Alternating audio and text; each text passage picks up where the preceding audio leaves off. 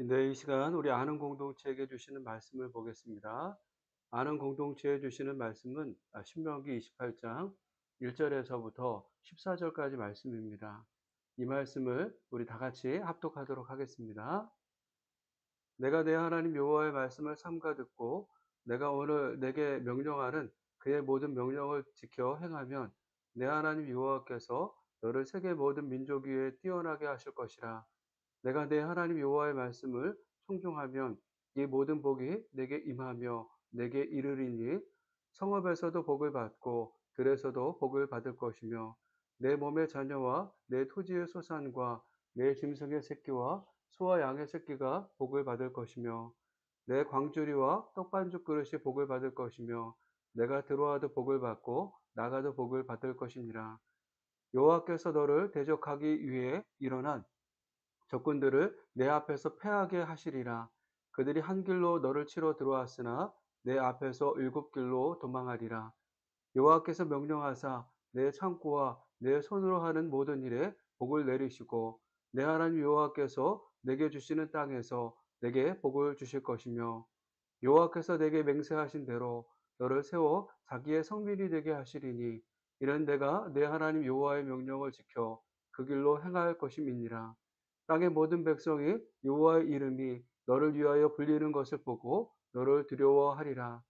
여호와께서 내게 주리라고 내 조상들에게 맹세하신 땅에서 내게 복을 주사 내 몸의 소생과 가축의 새끼와 토지의 소산을 많게 하시며 여호와께서 너를 위하여 하늘의 아름다운 보고를 여시사 내 땅의 때를 따라 비를 내리시고 내 손으로 하는 모든 일에 복을 주시리니 내가 많은 민족에게 꾸어줄지라도 너는 꾸지 아니할 것이요 여호와께서 너를 머리가 되고 꼬리가 되지 않게 하시며 위에만 있고 아래에 있지 않게 하시리니 오직 너는 내가 오늘 내게 명령하는 내 하나님 여호와의 명령을 듣고 지켜 행하며 내가 오늘 너희에게 명령하는 그 말씀을 떠나 좌로나 우로나 치우치지 아니하고 다른 신을 따라 섬기지 아니하면 이와 같으리라. 아멘. 우리 공동체는 지난 시간 출애굽 1세대가 가나안에 들어가면 해야 할 일에 대해서 말씀을 나눴습니다. 출애굽 1세대는 가나안에 들어가면 석회 바른 돌들을 에벌산에 세운 후 율법 613가지를 기록해야 했습니다. 율법을 기록한 후 그들은 돌제단을 세웠고 번제와 화목제를 드렸습니다. 그리고 난 후 그들은 무엇을 했습니까? 그들은 그들의 조상 이름별로 각각 6씩 그리심산과 에발산에 섰습니다. 그리심산에는 시므온, 레위, 유다, 이사갈, 요셉, 베냐민 이렇게 섰고 에발산에는 르우벤, 갓, 아셀, 스불론, 단, 납달리 이렇게 섰습니다. 그러므로 레위인들은 그들이 하지 말아야 할 12가지를 큰 소리로 선포했고 다른 사람들은 아멘하며 화답했습니다. 말씀을 보면 레위인들은 가장 먼저 장색의 손으로 조각하였거나 부어 만든 우상은 여호와께 가증하니 그것을 만들어 은밀히 세우는 자는 저주를 받을 것이라 라고 큰 소리로 외쳤습니다. 그러면 나머지 다른 사람들은 아멘하며 화답했습니다. 이어서 두 번째로 그의 부모를 경홀히 여기는 자는 저주를 받을 것이라 할 것이요 라고 외치면 이번에도 다른 사람들은 아멘했습니다. 이처럼 하지 말아야 할 것들 12가지를 하나씩 선포하며 내려오다 마지막에 이 율법의 말씀을 실행하지 아니하는 자는 저주를 받을 것이라고 선포했습니다. 그러면 이번에도 모든 사람이 아멘했습니다. 이렇게 하지 말아야 할 것이 선포될 때 아멘하며 화답했던 출애굽 1세대에게 모세는 이어서 오늘 말씀을 선포한 것입니다. 오늘 말씀을 보면 출애굽 1세대에게는 두 가지 길, 복과 저주의 길이 그들 앞에 놓여 있다라고 했습니다. 마치 그들이 축복의 산 그리심산과 저주의 산 에발산에 서 있는 것처럼 두 가지 길이 있다고 한 것입니다. 그러면서 이제 그들은 그들 앞에 놓인 복과 저주의 길 중 어느 길로 갈지 선택해야 한다라고 말하고 있는 것입니다. 만약 출애굽 1세대가 복의 길을 가고 싶으면 그들은 지금까지 선포된 율법에 아멘한 것으로 끝내지 않고 실제로 삶에서 순종하면 됩니다. 반대로 그들이 불순종하면 가고 싶지 않아도 저절로 저주의 길로 가게 됩니다. 이것이 그들 앞에 놓여 있다라고 하는 것입니다. 그런데 이러한 길은 출애굽 2세대 앞에만 놓여 있는 것이 아닙니다. 오늘 우리 앞에도 놓여 있습니다. 마치 출애굽 2세대의 태도가 복의 길로 갈지 저주의 길로 갈지를 결정하는 것처럼 오늘 우리의 태도가 이러한 결정을 내리게 합니다. 여러분은 어떠한 결정을 내리시겠습니까? 우리가 복의 길을 가기를 원한다면 우리는 하나님의 말씀에 순종하면 됩니다. 우리의 순종이 복의 길을 선택하는 것이기 때문입니다. 그러나 우리도 불순종하면 저절로 저주의 길을 가게 됩니다.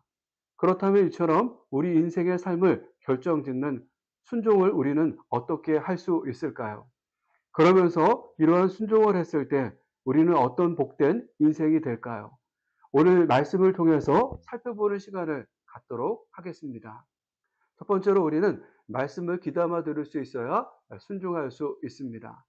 1절 말씀을 다시 한번 보도록 하겠습니다. 내가 내 하나님 여호와의 말씀을 삼가 듣고 내가 오늘 내게 명령하는 그의 모든 명령을 지켜 행하면 내 하나님 여호와께서 너를 세계 모든 민족 위에 뛰어나게 하실 것이라. 아멘. 모세는 하나님의 말씀을 들을 때 삼가 들으면 순종할 수 있다라고 했습니다. 모세가 여기서 말한 삼가 듣는다라고 하는 말은 무슨 말일까요? 꼭 삼가 듣는다라고 해서 말씀을 가려서 듣는다라고 하는 말일까요? 만약 말씀을 가려서 듣는다라고 하는 말이라면 우리가 말씀을 선택하는 것이 되기 때문에 그런 뜻은 아닐 것입니다. 그러면 어떤 뜻이 있을까요? 개역 개정 성경에서는 삼가 듣다라고 번역하고 있지만 공동 번역 성경이나 표준 세번역 성경에서는 귀담아 듣고로 번역하고 있습니다. 이것으로 보아 삼가 듣다라고 하는 말은 귀담아 듣는 것을 말한다라고 생각합니다. 그러면서 국어 사전에서는 이 삼가라고 하는 말이 겸손하고 조심하는 마음으로 정중하게라는 뜻이 있다라고 했습니다. 이러한 내용을 모두 조합해서 삼가 듣는다라고 하는 말을 생각해 보면 겸손하고 조심하는 마음으로 정중하게 귀담아 듣는 것을 말한다라고 생각합니다.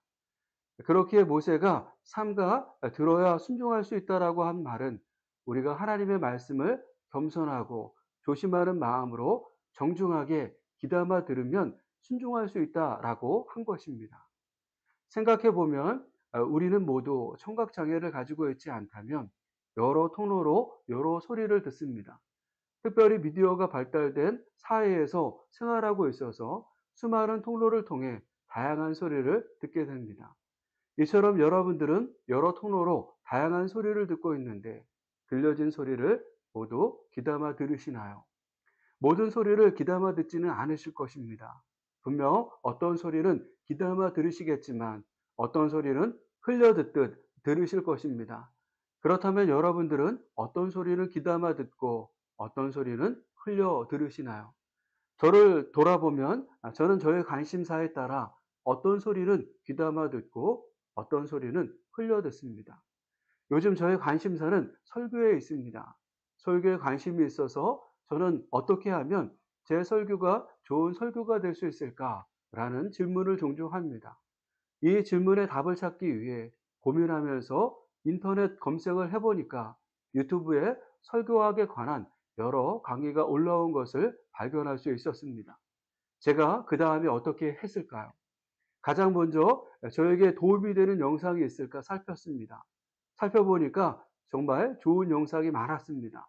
그 후부터는 저는 시간 날 때 틈틈이 찾은 영상을 보며 강의를 듣고 있습니다. 요즘 많이 보고 있는 영상은 서울신학대학교에서 설교학을 강의하고 계신 손동식 박사님께서 거인들의 설교 연구소라는 채널을 통해서 설교와 강의를 다양하게 올려놓으셨는데 가장 많이 듣고 있습니다. 그러면서 생각해 보았습니다. 만약 저의 관심이 설교에 있지 않다면 제가 이렇게까지 영상을 찾아보며 드리려고 했을까? 아마도 그렇지 않았을 것입니다. 생각해 보면 얼마 전까지 이런 영상이 있다는 생각도 하지 못했습니다. 그랬던 제가 이분의 채널을 구독하고 좋아요 하는 이유는 어디에 있을까요? 저의 최근 관심이 설교에 있었기 때문이었습니다. 저는 이렇게 설교에 관심이 있어서 설교와 강의를 찾아서 듣고 있는데 여러분들은 지금 어떠한 것에 관심이 있으신가요? 그러면서 생각해 보세요. 여러분들도 저처럼 관심이 가는 분야에 귀를 기울이고 있지는 않으시나요? 오늘 모세는 출애굽 2세대가 하나님 말씀을 삼가드리면 순종할 수 있다라고 했습니다. 이 말씀처럼 우리가 하나님 말씀을 겸손하고 조심하는 마음으로 정중하게 귀담아 들으면 순종할 수 있습니다. 우리가 하나님 말씀을 겸손하고 조심하는 마음으로 정중하게 귀담아 듣는다라고 하는 것은 우리가 하나님 말씀에 겸손하고 조심하는 마음으로 정중하게 관심을 가진다라고 하는 말과 같다라고 생각합니다. 생각해 보세요. 우리가 하나님 말씀에 관심을 가지면 말씀이 들려지게 될 것입니다. 말씀이 들려지니 깨닫게 됐고 깨닫게 되니 순종할 수 있게 되는 것입니다. 모세는 이러한 원리를 오늘 우리에게 말씀하고 있는 것입니다. 여러분 혹시 주변에 이런 분들이 계시지 않습니까?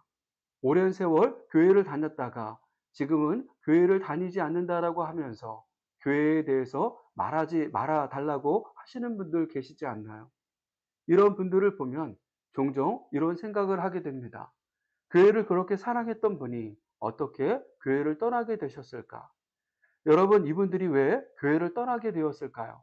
제가 생각하기에 그분들이 교회에서 받은 상처도 있겠지만 결국에는 하나님의 말씀에 관심이 생기지 않아서 교회를 떠나게 되었다라고 생각합니다.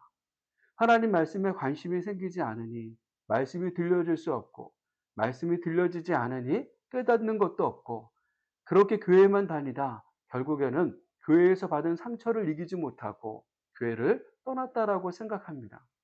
마치 예수님의 12제자 중 한 명인 가룟 유다를 생각해 보세요. 그는 예수님께서 공생애를 시작할 때 지명해서 부른 12제자 중 한 명이었습니다. 예수님의 제자로서 그는 다양한 경험도 했고 얼마나 많은 말씀을 예수님 가까이에서 들었습니까? 우리는 복음서를 통해 예수님께서 하신 말씀을 들을 수 있어서 그만큼만 듣고 있지만 가룟 유다는 우리가 듣지 못한 말씀도 많이 들었을 것입니다. 그런데도 왜 가룟 유다는 예수님을 팔고 그의 곁을 떠났을까요? 그는 예수님을 통해 하나님의 말씀을 많이 들었지만 정작 그는 하나님의 말씀에는 관심이 없었다라고 생각합니다. 말씀에 관심이 없으니 들려줄 수 없었고 들려지지 않으니 예수님을 팔고 그의 곁을 떠난 것입니다. 오늘 우리도 이럴 수 있습니다. 오랜 세월 교회를 다녀도 말씀에 관심이 생기지 않는다면 말씀을 귀담아 들을 수 없습니다. 말씀을 귀담아 듣지 못하면 순종하고 싶어도 순종할 수 없습니다. 순종할 수 없으니 이러한 인생은 저절로 저주의 길을 가게 되는 것입니다. 사랑하는 여러분, 여러분들은 어떠십니까? 말씀을 귀담아 듣고 계십니까? 아니면 이처럼 말씀이 들려지지 않아 순종하지 못하고 계십니까? 만약 여러분 가운데 말씀이 들려지지 않아 순종하지 못하는 분이 계시다면 이 시간 우리의 연약함을 하나님께 고백하시길 바랍니다. 그러면서 주님의 도우심을 구하십시오. 주님, 제게 말씀이 들려줄 수 있도록 말씀에 관심을 가지게 하시고 순종할 수 있도록 도와주십시오. 이렇게 우리가 기도하며 말씀을 사모할 때 하나님은 우리에게 가장 좋은 것을 주실 것입니다. 성경은 이렇게 말씀하고 있기 때문입니다. 그가 사모하는 영혼에게 만족을 주시며 줄인 영혼에게 좋은 것으로 채워주심이로다.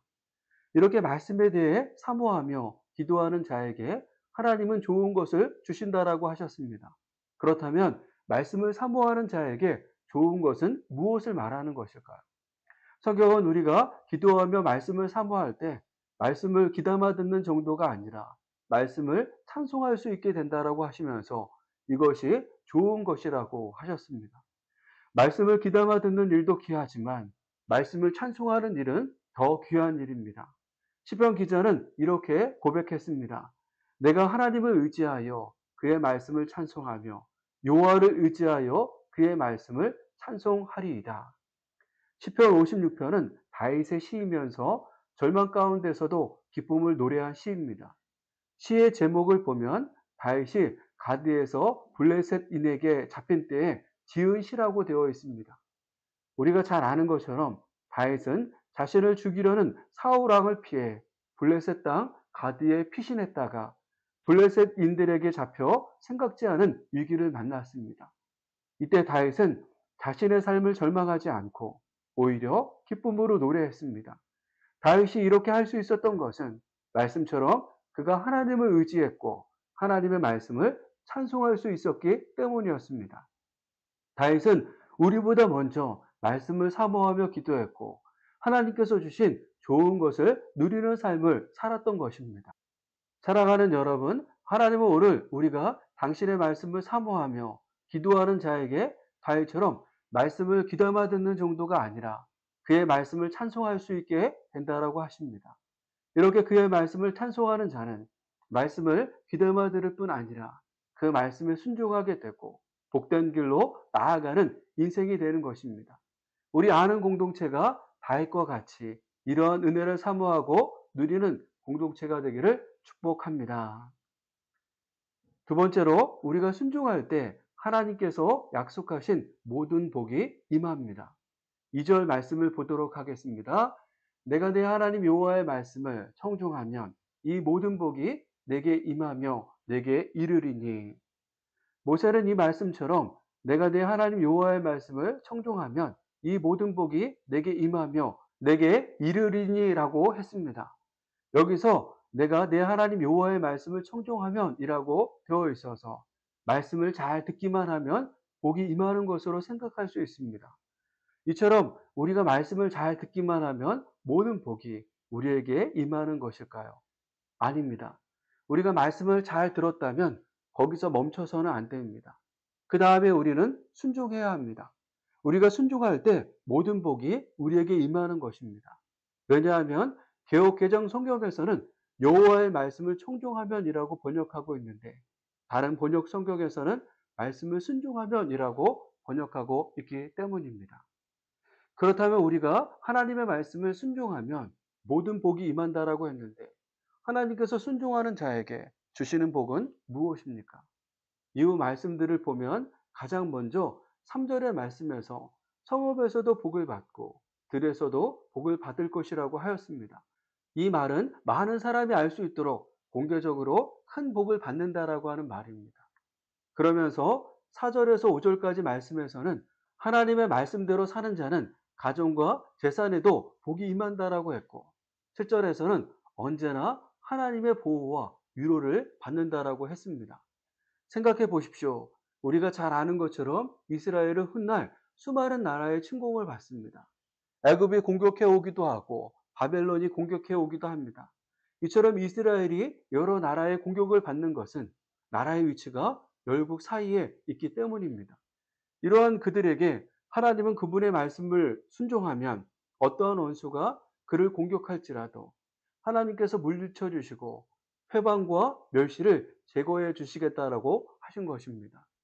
여기서 한 길로 너를 치러 들어왔으나 내 앞에서 7길로 도망하리라 라고 했는데 히브리인들에게 7이라고 하는 숫자는 완전한 것을 나타내는 상징수입니다. 하나님께서 천지 창조의 모든 사역을 7일 만에 하신 것과 예수님께서 죄인을 용서하되 70번씩 7번 용서하라고 하신 말씀을 통해 7이라고 하는 숫자가 완전한 것을 상징하는 것을 알 수 있습니다. 그렇다면 내 앞에서 7길로 도망하리라 라는 말씀은 곧 그들이 완전하게 패하여 제각기 도망친다라고 하는 말입니다. 이처럼 말씀에 순종하는 자에게 언제나 하나님의 보호와 위로를 받는다라고 하는 것입니다. 그러면서 8절과 12절에서는 그들이 하는 사업에 복을 주시겠다라고 하셨고 9절과 10절에서는 하나님의 거룩한 백성으로 인정을 받고 13절에서는 하나님 백성으로서 당연한 명예를 누리게 된다라고 했습니다. 여러분, 하나님은 이렇게 말씀에 순종하는 자에게 다양한 복을 주신다라고 하셨는데 여러분들의 눈길을 끄는 복은 무엇입니까? 저는 개인적으로 지금까지 살펴본 모든 복이 귀하지만 제 눈길을 끄는 복은 9절과 10절의 말씀을 통해 하신 복, 하나님의 거룩한 백성으로 인정받는 복입니다. 그러면서 저는 이 복이 우리가 받을 수 있는 가장 큰 복이라고 생각합니다. 왜냐하면 하나님이 우리를 인정해 주시는 것이기 때문입니다. 사도행전 11장에 보면 복음이 여러 지역에 전해졌음에도 예수를 믿는 사람들을 향해서 그리스도인이라고 부른 사람이 없었습니다. 그런데 바나바와 바울이 안디옥에서 1년간 말씀을 가르쳤는데 믿지 않는 사람들이 안디옥 교인들을 보고 그들을 향해서 처음으로 그리스도인이라는 말을 한 것입니다. 성경은 이때를 다음과 같이 기록하고 있습니다. 안디옥에서 비로소 그리스도인이라 일컬음을 받게 되었더라. 여러분, 믿지 않는 자들이 안디옥 교인들을 향해 그리스도인이라고 불렀을 때 안디옥에서 비로소라고 했는데 얼마나 감격스러우면 이렇게 말했겠습니까? 이처럼 믿지 않는 자들이 당신은 그리스도인입니다 라고 인정하는 것도 귀한데 하나님께서 너는 나의 거룩한 백성이라고 인정하신다면 이처럼 귀한 일이 어디에 있겠습니까? 모세는 오늘 하나님의 말씀에 순종하는 자에게 이러한 복이 임한다라고 한 것입니다. 사랑하는 여러분, 지금까지 살펴본 말씀처럼 우리 앞에는 두 길이 놓여 있습니다. 복의 길과 저주의 길입니다. 출애굽 1세대가 이 길을 선택했듯 오늘 우리도 이 길을 선택하며 살아가고 있습니다. 우리가 말씀에 순종하면 복의 길을 가는 것입니다. 반대로 우리가 말씀에 불순종하면 저주의 길을 가는 것입니다. 이처럼 복의 길과 저주의 길은 우리의 태도에 달려 있습니다. 여러분들은 어느 길을 향해서 달려가고 계십니까? 원하기는 우리가 모두 복의 길을 향해서 달려가기를 원합니다. 우리가 복의 길을 향해서 달려가려면 말씀에 순종해야 합니다.